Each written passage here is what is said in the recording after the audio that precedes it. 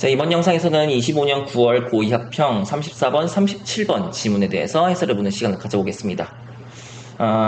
법지문, 법 분야의 글이라고 말할 수가 있을 것 같아요. 법 분야의 글 같은 경우는 어떤 법률 조항 자체가 그렇습니다. 어떠한 경우에 해당하면 그 조건이 충족이 되면 이러한 효과가 있다. 그 효과라고 하는 건 뭐 벌이 될 수가 있고요. 뭐 이런 식으로.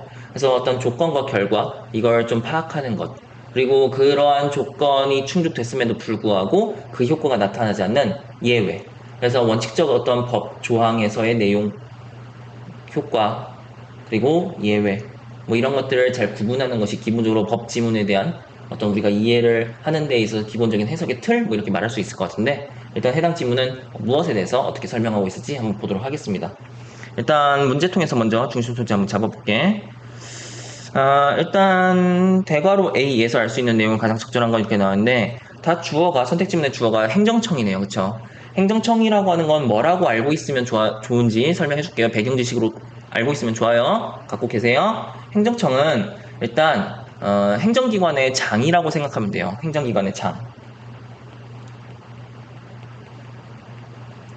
장인데 예를 들어서 땡땡 네모네모 경찰서가 행정기관이죠. 경찰서 장이 그 행정기관의 장이죠. 모든 행정처분이라고 하는 것, 어떤 정부기관의 행정처분, 이제 국민들에 대한 행정처분은 다 일단 기본적으로 이제 행정기관의 장, 즉 행정청의 이름으로 그 행정행위가 이루어집니다. 근데 이게 어떤 한 개인, 경찰서장 한 사람이잖아요. 그쵸? 근데 그 사람 개인의 어떤 그런 것이 아니라는 거예요. 이거 자체가, 이렇게 행정청 자체가 그냥 행정기관과 동일한 거예요. 그래서 행정청이라고 하는 것은 행정행위, 뭐 예를 들어서 경찰서 같은 경우는 어떤 행정행위를 하죠? 뭐 범칙금을 부과한다든가, 뭐 딱지를 뗀다든가, 뭐 이런 것들, 그쵸? 뭐 시장, 땡땡, 땡땡시장. 이것도 역시 행정청이라고 말할 수 있어요. 그 시에서 정하고 있는, 또는 뭐 국가에서 정하고 있는 뭐 그런 것들에 대해서 이 시장의 이름으로 행정행위를 하게 된다는 거지. 그래서 뭐 행정행위를 함에 있어 뭐 영업정지 뭐 이런 것들도 다 행정행위죠. 그래서 그냥 어떤 한 사람 행정기관의 장이라고 설명했지만 그냥 그 기관이라고 생각하면 된다. 행정행위를 하는 주체라고 생각하면 돼요. 이거 배경지식으로 알고 계세요. 35번은 변형된 과징금, 본래적 의미의 과징금. 그러니까 과징금 지금 반복되고 있어요. 그쵸? 근데 그 앞에 꾸며주는 표현이 좀 차이가 있죠. 본래적 의미, 원래 의미에서의 과징금과 변형된, 그 변형되는 건 뭔가 형태가 달라졌다는 거잖아. 그치? 변형된 과징금. 그럼 일단 과징금이라고 하는 것이 해당 글의 중심 소재, 화제라고 말할 수 있겠고, 그 과징금이라고 하는 것을 어떤 분류 기준에 따라서 이렇게 나누어 놓은 그런 모습이 보이고 있죠. 선택 지문들에서. 그래서 변형된 과징금과 본래적 의미의 과징금은 둘 다 과징금이라고 하는 상위 개념의 특징을 가지고 있는, 그냥 그 점에서 공통점을 가지고 있는 그러한 대상이 될 텐데, 그게 구체적인 하위 개념으로 구분이 됐어요. 이렇게 구체적인 하위 개념으로 구분이 된다는 것은 차이가 있기 때문에 구분이 된다고 했었죠. 나뉘어진다고 했었지. 그렇기 때문에 해당 글에서 설명하고 있는 변형된 과징금은 무엇이며 본래적 의미의 과징금은 무엇일까? 그리고 과징금이라고 하는 것은 무엇일까? 뭐 이런 것들을 파악하면서 우리가 글을 읽어나가야겠다라는 생각을 하는 게 좋을 것 같아요. 소문자 A, B에 대해 추론한 내용을 적절하는 것. 그래서 이렇게 기호화되어 있는 것에 대해서 뭐 추론, 뭐 이유, 뭐 배경, 뭐 전제 이런 것들 물어보는 문제들이 모평, 비문학에서 나오는데, 기본적으로 우리가 문제를 먼저 보고 나서 지문에 들어갈 때 소문자 A, B에 대해서는 적어도 문제에서 봤던 식으로, 문제에서 물어본 식으로 일단 문맥적으로 파악을 하는 게 중요하다는 것이죠. 그래서 소문자 A, B에 대해서 우리가 본문을 읽어나가면서 한번 추론을 해볼 뭐 어떤 내용에 밑줄이 쳐져 있는지 모르겠지만 아무튼 어떤 추론을 해볼 거예요. 그래서 여러 가지 생각을 해봐야 돼. 그 부분은 적어도 우리가 힘줘서 읽어야 되는 부분이에요. 그 다음에 37번은 보기 박스 나와 있는데 A 약국은 하면서 구체적인 사례 나오네요. 그쵸? 사연 나와 사례. 그래서 이 사례에 적용하는 문제라고 말할 수 있겠죠. 보통 이렇게 적용하는 문제, 보기 박스에 적용하는 문제가 3점짜리로서 좀 까다로운 문제일 수 있지. 뭐 이렇게 해네요. 일단 본문 들어가 볼게요. 자, 1문단 처음부터 A 이렇게 되어 있고, 아까 행정청, 주어가 행정청이었어요. 그쵸? 그리고 1문단의 첫 번째 문장 뭐부터 하고 있다? 과징금이란 하면서 정의하고 있어요. 과징금에 대해서 먼저 정의 내리고 있는 문장이 이 1문단. 모든 글에서 가장 내가 강조하는 부분 중에 하나죠. 처음 부분, 서두 부분, 머릿말 부분, 처음 부분. 그 부분에서 과징금에 대해서 괜히 정의 내리는 것이 아니겠지. 과징금이란 법령, 자치법규 등에 따른 의무를 국민들이 따라야 되는 의무를 위반한 자에 대해 그 위반 행위에 대한 제재로서 처벌, 벌로서 부과하는 금전적 제재를 말한다. 과징금, 이거 돈과 관련된 거죠, 그렇죠? 그렇기 때문에 금전적이고 금전적인 제재예요. 그래서 일단 과징금은 돈으로서 어떤 경제적인, 금전적인 그러한 제재다라고 생각을 해야 되겠고, 이 금전적 제재를 왜 가한다? 어떠한 의무를 위반을 했기 때문에 그에 대한 제재로서 부과하는 그러한 수단이 되는 것이 과징금이다 정의 내리고 있어요. 금전적 제재 수단이라는 점에서 과징금이 그런 점에서 과징금은 형벌로서의 금전적 제재인 벌금과 유사하지만, 자, 일단 벌금이라고 하는 것 소개를 하고 있는데, 이 벌금이라고 하는 것을 이 중심 소재가 과징금이라고 우리가 잡아봤기 때문에 그 중심 소재인 과징금과 어떠한 관계를 맺고 있는 개념이라고 볼 수가 있어요. 일단 공통점이 있는 그러한 개념으로서 소개를 하고 있죠. 이러한 벌금과 유사하다. 어떤 점에서 유사하다? 금전적 제재 수단이라는 점에서. 그래서 벌금도 금전적 제재예요. 형벌로서의 금전적 제재예요. 벌금. 그래서 그 점에서 유사하지만, 유사점, 공통점, 하지만이라는 역접어로 역접 연결 어미가 사용됐기 때문에 차이점 나오겠죠. 분명히 다르다. 만약에 유사점만 있으면, 공통점만 있으면 이렇게 두 가지 과징금이라고 하는 제도와 벌금이라는 제도가 따로 있을 필요가 없겠죠. 분명히 차이가 있기 때문에. 사법기관은 이제 법원이죠, 그렇죠? 부과하는 벌금과 달리, 자, 지금 그 차이점, 대조 차이점, 그리고 그 차이를 누가 부과하느냐, 그 부과의 주체로서 소개를 하고 있어요. 벌금은 사법기관이, 법원이 부과하는 것인 것과 달리 행정청에서 부과하는 행정적 제재라는 점에서 벌금과 구별된다. 뭐가 행정적 제재다? 과징금은 분명히 행정청에서 부과하는, 그래서 그 부과의 주체가 다르다라는 거예요. 그 부과의 주체라는 점에서 차이가 있다는 거예요. 행정적 제재다. 행정청이 부과하기 때문에. 그럼 결국 벌금 같은 경우는 사법기관에서 부과하기 때문에 사법적 제재가 되겠죠. 그렇지. 그래서 이런 사법적 제재라는 표현이 이 글에서 쓰이지 않았지만, 이런 표현도 이 사법적 제재라고 하는 것은 벌금을 지칭하는 표현이다라고 하는 걸 잡는 게 좋을 것 같아요. 그래서 그런 점에서 차이가 있다라는 거. 과태료는, 우리 과태료 많이 들어봤죠, 그렇죠?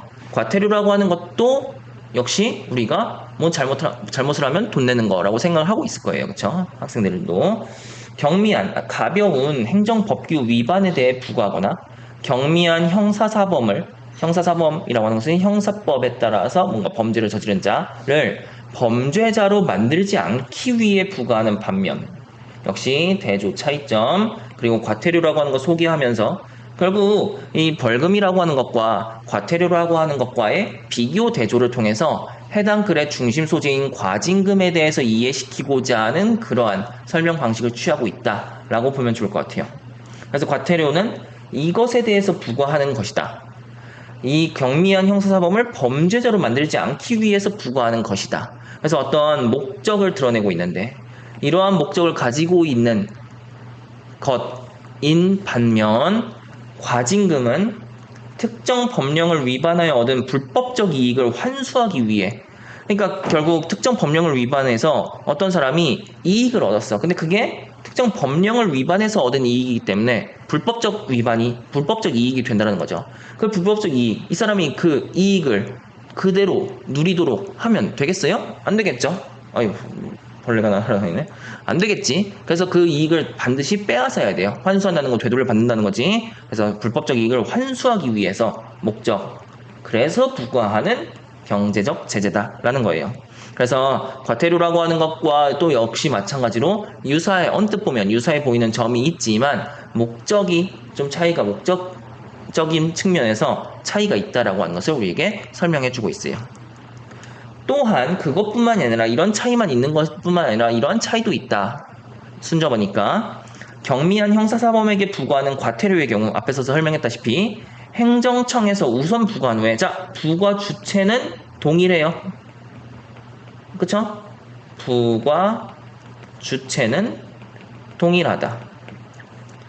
부과한 후에 최종적으로 사법기관의 재판을 받는 과정을 거치며 그러면 과태료라고 하는 것은 행정청과 이 사법기관 주체 이 두 주체의 일련의 과정을 재판까지 받는 그런 과정을 거치는데 그래서 형벌을 대신하는 측면이 있다. 그러므로 인과 과태료의 부과 대상을 형벌의 부과 대상으로 하지 않는 것을 원칙으로 한다. 아니 과태료의 부과 대상, 형벌의 부과 대상으로 동시에 하게 되게 되면 결국은 중복되게 되잖아요. 그쵸? 그래서 과태료의 부과 대상을 형벌의 부과 대상으로 하지 않아. 어차피 사법기관의 재판을 나중에 받는 과정이 있기 때문에 형벌의 부과 대상은 사법기관의 재판을 이제 받게 되는 것인데 그게 중복돼 버리기 때문에 그 중복을 피하고자 이런 원칙이 있다라는 거예요. 하지만 역적어 차이점 나타내겠지. 대조 과징금은 목적 아까 앞에서 목적 차이 있다고 했어요. 성격 형벌과 다름으로 그러니까 지금 과태료의 부과 대상을 형벌의 부과 대상으로 하지 않는다는 거 이거 중복되기 때문이라고 했었잖아. 결국 과태료 같은 경우는 성격이 형벌의 성격이 있다라는 거예요. 사법기관의 재판을 받는 형벌을 대신하는 측면이 있다고 했기 때문에 이 형벌의 성격이 과태료는 있다라는 것이지. 근데 과징금은 분명히 그 목적과 성격이 형벌과 달라요. 형벌의 성격이 없어요. 그래서 동일한 위반 행위에 대해서 형벌과 별도로 부과할 수 있으며 아까 중복돼서 저렇게 과태료의 부과 대상을 형벌의 부과 대상 어차피 이 과태료의 부과 대상이 결국 형벌의 성격도 있으니까 근데 이 과징금은 형벌의 성격이 없기 때문에 형벌과 별도로 그렇게 부과를 내려볼 수가 있다는 부과할 수가 있게 된다는 것이죠. 형벌의 성격을 과징금을 가지고 있지 않으니까 위반 행위자가 행정처분에 불복할 때 이러한 행정처분 다시 그거 토해내라고? 나 불복해 나 받아들일 수 없어 라고 할 때 행정소송을 제기할 수 있다. 행정소송 즉 사법적 판단을 받아볼 수가 있다라는 사법적 판단에 의해서 자신을 구제하고자 하는 뭐 그런 과정이 있을 수 있다라고 하는 걸 설명해주고 있어요. 그래서 지금 A 부분 같은 경우는 과징금이라고 하는 것을 설명함에 있어서 벌금, 과태료와의 비교, 대조, 즉 공통점 차이점을 이렇게 드러내면서 결국은 과징금에 대해서 이해시키고자 하는 그러한 내용이 담겨져 있었다라고 볼 수가 있을 것 같네. A 부분 본 다음에 문제 한번 가볼까요? 알 수 있는 내용은 가장 적절한 건 이렇게 나와 있어요. 행정청은 동일한 위반 행위에 대해 벌금과 과징금 모두를 부과할 수 있다. 벌금 같은 경우는 사법기관을 통해서 그렇게 사법기관이 부과하는 거라고 했었지. 행정청은 경미한 형사사범이 형벌의 부과 대상이 되지 않도록 과태료를 부과할 수 있다. 경미한 형사사범, 형벌의 부과 대상이 되지 않도록 과태료 부과. 이 과태료를 부과하는 거 아까 주체, 행정청 맞지 않았어요? 그래서 답이 2번이 된다고 말할 수 있을 것 같네요. 그쵸?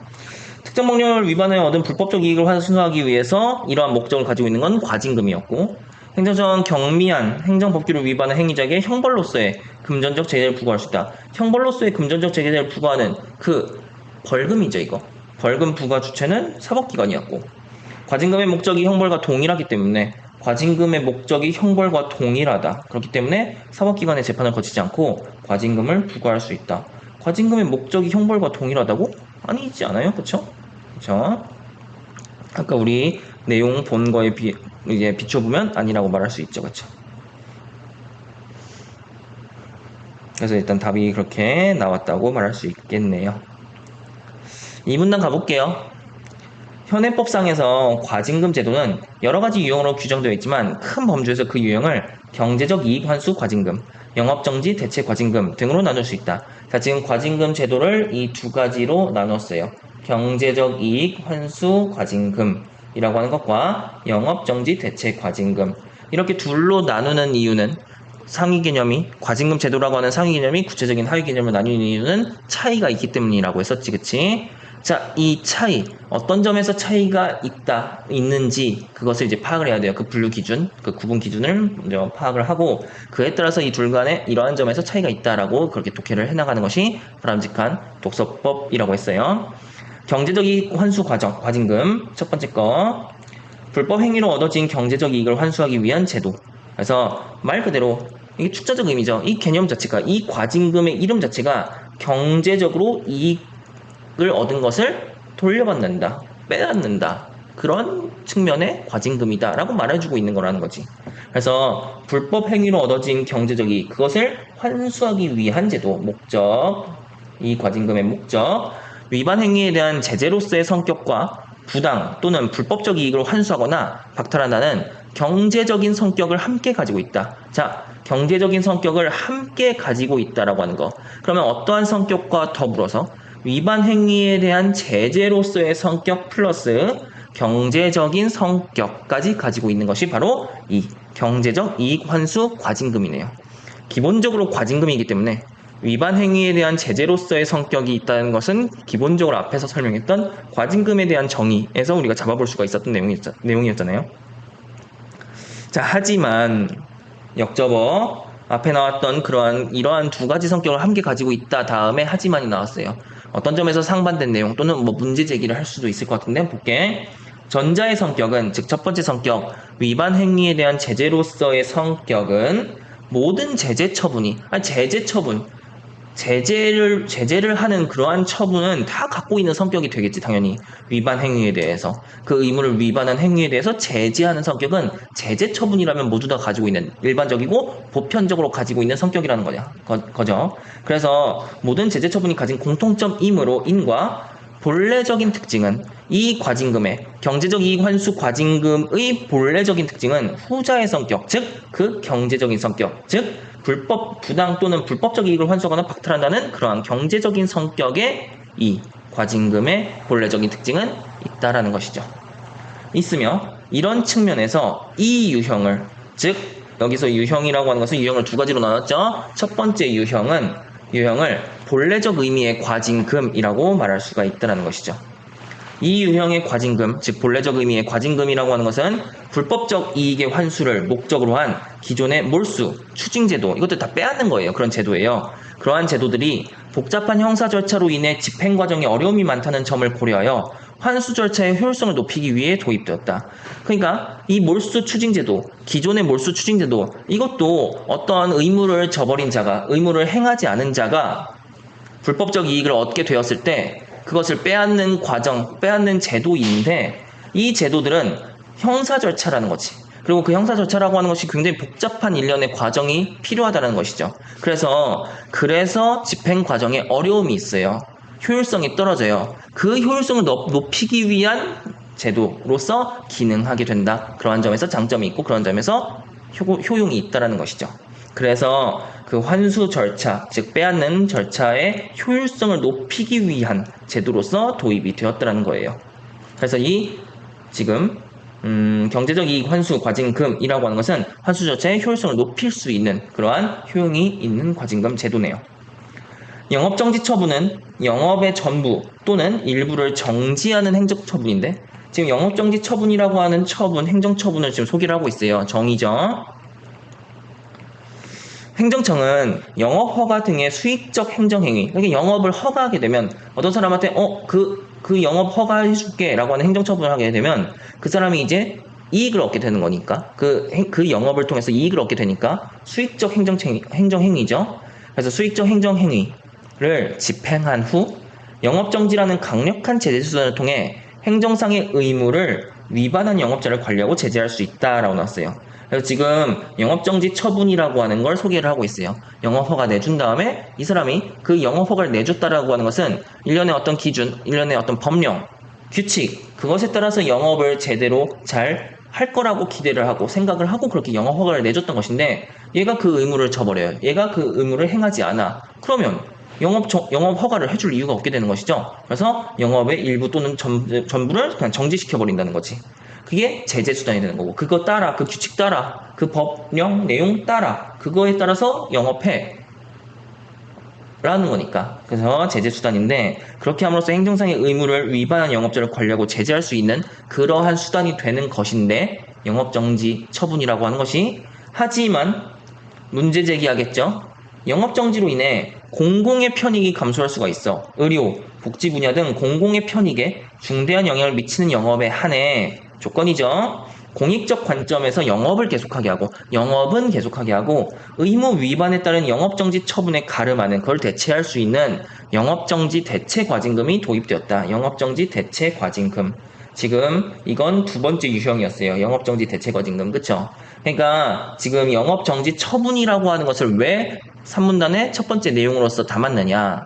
이 영업정지 처분이라고 하는 것이 강력한 제재 수단으로서 행정상의 의무를 위반한 영업자 관리하고 제재할 수 있는 그러한 수단이 되는 건 맞는데 그렇게 영업정지를 내려버리면 그 영업으로 인해서 이익을 얻었던 공공의 이익, 공공의 편익 이런 것들까지 해칠 수 있는 그 영업 정지를 내려버리게 되는 순간 그러한 부작용이 있을 수 있다라고 하는 걸 얘기를 하고 있고 그럼 그 부작용이 너무나도 크다면 그 영업 정지를 내는 것이 공공의 편익을 공공의 이익을 그렇게 해할 수 있다면 그건 바람직하지 않잖아요. 그렇죠? 그래서 그 영업은 특히 이제 의료 복지 분야 갑자기 그 어떤 뭐 의료법을 위반했다라고 해서 영업 정지를 내려버리면 그 병원에서 입원해 있는 사람이라든지 치료받던 사람들 이런 사람들은 그걸 치료받지 못하게 되는 거잖아.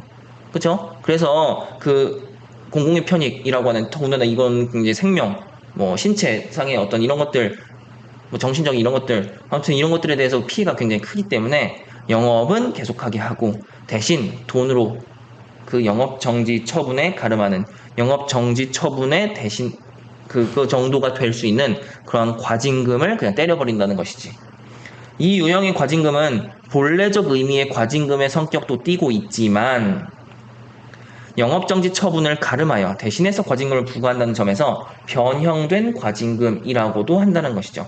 그래서 본래적 의미의 과징금의 성격도 띠고 있다고 했어. 아까 본래적 의미의 과징금이라고 하는 건 뭐라고 했어? 다른 제재 수단들 일반적으로 보편적으로 가지고 있는 성격이 아닌 그 과징금, 그 제재 수단만이 가지고 있는 성격, 그것이 본래적 의미의 과징금이었죠.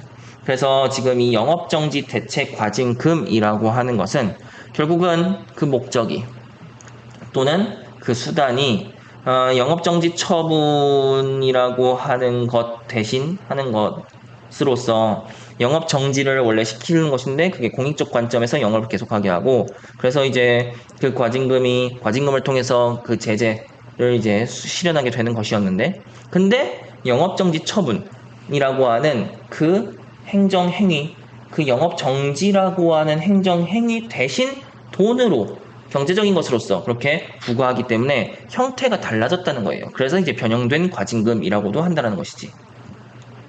이 유형에서는 행정집행 과정에서 행정처분이 결정되기 전에 위반 행위자가 의견을 제출할 수는 있지만 자, 의견 제출 기회가 있네요. 행정처분이 결정되기 전에 위반 행위자가 이러이러해서 그걸 미처 못 지켰어요. 좀 봐주세요. 이런 식으로 의견을 제출할 수는 있어요. 하지만 처분을 선택할 수는 없다라는 거지.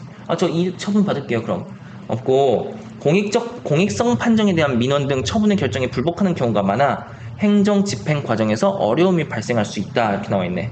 그러니까 공익성 과연 그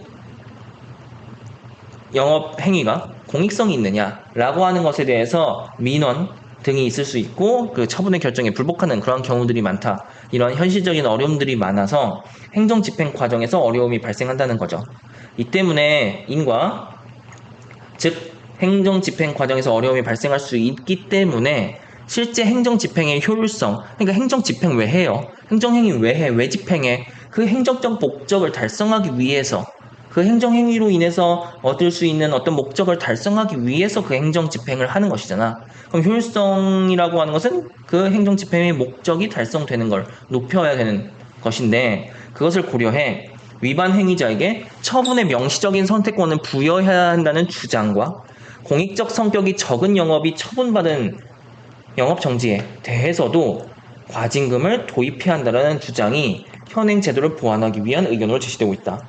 결국 지금 처분을 선택할 수가 없다. 공익적 판정에 대한 민원 등 처분의 결정에 불복하는 경우가 많다라고 하는 것이 행정집행 과정에서 발생할 수 있는 어려움을 불러일으키는 요소로서 지금 소개가 되었어요. 그러니까 그 요소를 이제 해결하는 것이 그 주장으로서 대두가 된다는 것이죠. 위반 행위자에게 처분의 명시적인 선택권을 부여해야 한다. 그렇게 함으로써 행정집행 과정의 어려움을 해결해야 한다라고 하는 주장과 공익적 성격이 적은 영업이 처분받은 영업 정지에 대해서도 그거 꼭 반드시 공익적 성격이 높은 그러한 영업에만 영업 정지에 대해서 과징금을 도입하는 것이 아니라 공익적 성격이 작은 그러한 영업이라고 하더라도 영업 정지를 만약에 받았다면 그 분야에도 그 영업에도 과징금을 도입해야 한다. 왜냐면 공익성 판정에 대한 민원 이런 것들이 매일 이렇게 많이 나오니까. 아니 나는 그 영업 행위로 인해서 이익을 얻고 있었는데 갑자기 그 영업 행위가 영업 정지를 맞았대. 근데 이거 나뿐만이 아니라 많은 사람들이 그 영업으로 인한 효과를 누리고 있었던 사람이야. 이것도 공익성이 있어 라고 막 민원을 제기를 한다는 것이지. 그래서 처분의 결정에 불복하는 경우가 이렇게 많다라고 하는 그런 민원들이 들어오게 된다는 건 그 영업정지에 대해서 논란이 많다라는 것이고, 누구는 영업정지 시키고 누구는 영업은 계속하게 하고 과징금으로 그렇게 때려버린다는 게 그 기준이 좀 불분명할 수 있다라는 점이에요. 그래서 공익적 성격이 적어도 그냥 일괄적으로 그냥 과징금으로 대체하는 것이 좋겠다. 과징금을 도입해야 한다. 과징금 도입의 범위를 넓혀야 된다. 라고 하는 그런 주장이 현행 제도를 보완하기 위한 의견으로 제시가 되고 있는 거죠. 과징금이라고 하는 것은 결국 그 사람들이 얻은 결국은 뭐 불법적 이익인데 규칙을 지키지 않은 거니까, 법을 지키지 않은 거니까, 그럼에도 불구하고 누군가의 이익을 환수해가는, 빼앗는, 어떤 재산상의 이익을 빼앗는 것이기 때문에 분명히 침익적인 거예요. 침익적이라고 하는 건 그 침해한다는 거지. 이익을 침해한다는 거지. 그래서 분명히 침익적 행정행위는 맞아. 그러니까 그 사람의, 그 과징금을 받은 사람의 재산을 가져오는 거니까, 빼앗아 오는 거니까, 침익적이죠. 그래서 침익적 행정행위이므로 인과 분명히 일반 국민에 대한 그런 침익적 행정행위를 행정청이 하는 것이기 때문에 법률 유보의 원칙을 따른다. 법률 유보 원칙이라고 하는 것은 반드시 그 행위에 있어서 행위의 근거는 법률에 근거해야 된다는 거예요. 법률이라고 하는 것은 헌법에 따라서 만들어진, 그리고 국민의 대리인인 어떤 국회의원이라든지 뭐 대통령령 이런 것들도 있죠. 그렇죠? 아무튼 이렇게 많은 사람들이 자신들의 권력을 이양을 하고 맡긴 사람들에게서 나온 것이기 때문에 이 대의민주주의에서 법률이라고 하는 것은 굉장히 중요한 어떤 규칙으로서 작용하는데, 그러니까 분명히 침익적 행정행위를 할 때는 반드시 법률에 따라야 한다. 법률에 근거를 둬야 한다. 그렇게 자의적으로 해서는 안 된다. 왜? 국민에게 침익을 하는 거니까. 국민의 이익을 침해하는 거니까. 그래서 법률 위반의 원칙을 따른다는 건데, 법률 위반의 원칙이란 하면서 정의 내리고 있죠. 이걸 알아야 독자들이 이해할 수 있을 테니까. 나는 이제 배경 지식이 있어가지고 그렇게 설명을 했던 건데 여기서도 설명해주네요. 행정작용이 행해짐에 있어서 법적 근거가 요구된다는 것이다. 반드시 법적 근거가 있어야 된다. 따라서 그러므로 과징금의 근거가 되는 개별 법률에서는 부과 및 징수의 주체, 부과하는 사람 그리고 그것을 징수하는 주체와 부과하는 사유, 상한액 얼마까지, 그리고 납부 기한 언제까지 내라 라고 하는 납부 기한 연기, 뭐 분할 납부 이런 것들에 관한 사항을 명확히 규정함으로써 침익적 행정행위의 남용을 방지하고 있다. 침익적 행정행위이기 때문에 이게 무분별하게 이루어지면 안 되겠죠. 그렇죠? 국민의 이익을 침해하는 것이기 때문에, 침해하는 행정행위이기 때문에. 그래서 이 법적 근거가 요구된다는 것, 법률 유보의 원칙을 따른다는 점은 그 침익적 행정행위의 남용을 방지하기 위한 것이에요. 과징금은 일괄 납부 한 번에 이렇게 납부하는 것을 원칙으로 하지만, 자 원칙 나왔어요? 하지만 나왔으니까 예외 나오겠지. 일괄 납부 시 자금 사정에 현저한 어려움이 예상되는 경우, 갑자기 목돈을 내야 되니까 그러한 경우 등에 한해 예외적 조건, 납부 기한을 연기하거나 분할 납부, 그러니까 이제 할부하는 거죠, 그렇죠? 나눠서 납부하는 것을 허용한다. 예외적으로. 원칙은 일괄 납부예요. 과징금 납부 의무자가 기한 연기나 분할 납부를 하려 할 땐, 근데 이 예외라고 하는 거 그냥 마냥 해주면 예외가 될 수 없겠지, 그치? 그래서 하려 할 때는 납부 기한 10일 전까지 문서를 통해 행정청에 신청해야 된다. 행정청에 그 과징금을 받은 사람이 신청을 해야 된다는 거야. 납부 기한. 언제까지 내라 라고 하는 그 납부 기한 10일 전까지 문서를 통해서, 구두 안 돼요. 문서를 통해서 행정청에 신청 과정이 반드시 선행이 되어야 한다는 거예요. 과징금 제도는 이러한 법률 위반 원칙을 통해 행정집행 과정에서 국민의 권리와 이익이 과도하게 침해되는 것을 방지하고 있다. 그래서 법률 위반 원칙을 그렇게 따른다는 점, 왜 따라야 하느냐? 국민의 권익이 과도하게 침해되는 것을 방지하기 위한 목적을 소개하면서 글이 마무리가 되고 있네요. 해당 지문 같은 경우는 과징금, 그러니까 이게 학생들은 좀 거리가 있는 또는 학생들에게는 익숙하지 않은 어떤 그러한 행정적 제도에 대한 설명 글이기 때문에 좀 어려울 수 있어요. 하지만 이렇게 대략적인 내용들을 이렇게 설명을 했기 때문에 다시 한번 본인의 언어로서 이해해보고 최대한 해당 내용들 잘 숙지를 해서 우리 시험 대비 잘할 수 있었으면 좋겠습니다. 일단 25년 9월 고등학교 2학년 학평 34번, 37번 과징금에 대한 지문에 대한 설명은 여기까지 할게요.